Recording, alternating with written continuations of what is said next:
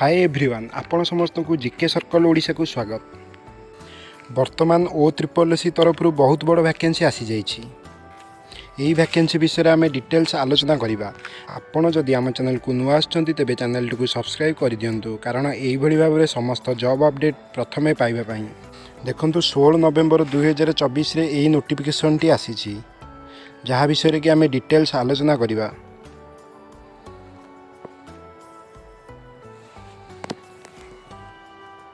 देखंतु आपण जदि +3 पास करछंती एही जॉब टी केवल आपणक मानक पई। देखंतु एही job T Odisha staff selection commission तरफ आसी अछि, जहार टी ऑनलाइन रजिस्ट्रेशन 25/11/2024 रु आरंभ होई 24/11/2024 रे शेष हेबो एवं एप्लीकेशन रो लास्ट डेट 27/12/2024 रहिछि।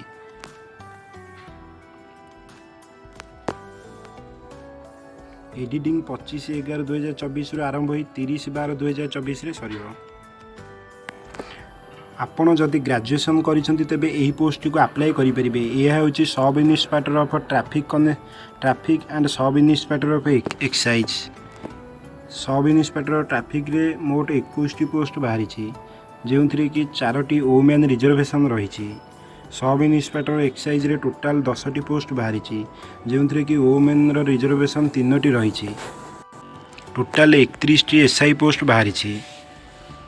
तेणु आपण जदि ग्रेजुएशन करिसेंती तेबे एथिपई आपण एलिजिबल। आसंतु यार एलिजिबिलिटी क्राइटेरिया विषय रे जानिबा।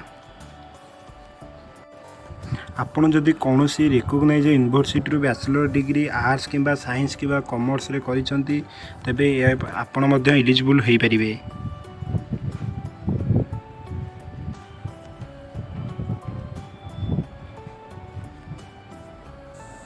आपणकर बयस जदि 21 वर्ष रु 38 वर्ष मध्य तेबे आपण यही फॉर्मटी को अप्लाई करि परिबे। आपण जदि एससी बीसी एससी एसटी किंबा वुमेन कैंडिडेट हुअंती तेबे आपण को 5 वर्ष रो एज रिलैक्सन मिलिबो, जहा कि 38 वर्ष रु +5 कर देले 43 वर्ष हेउची। तेणु यार एज हेउची 21 वर्ष रु 43 वर्ष मध्य होइतिले आपण एही जॉब पई अप्लाई करि परिबे। फास्ट एथिपाई रिटिन एग्जाम करा जिवो, तापरे physical measurement and physical test करा जिवो, तापरे आपन को सर्टिफिकेशन वेरिफिकेशन पई डका जिवो।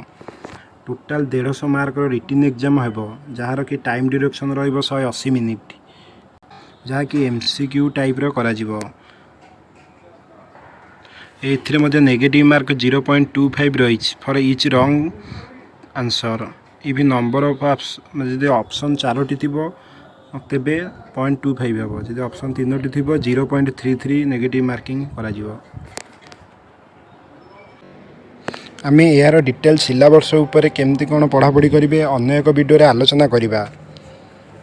आपण जदि एही चैनल को नुआ आछंती तेबे एही चैनल को सब्सक्राइब करंतु। एही भली भाबरे जॉब इन्फॉर्मेशन सर्वप्रथमे पाइबा पई एही चैनल को सब्सक्राइब करंतु।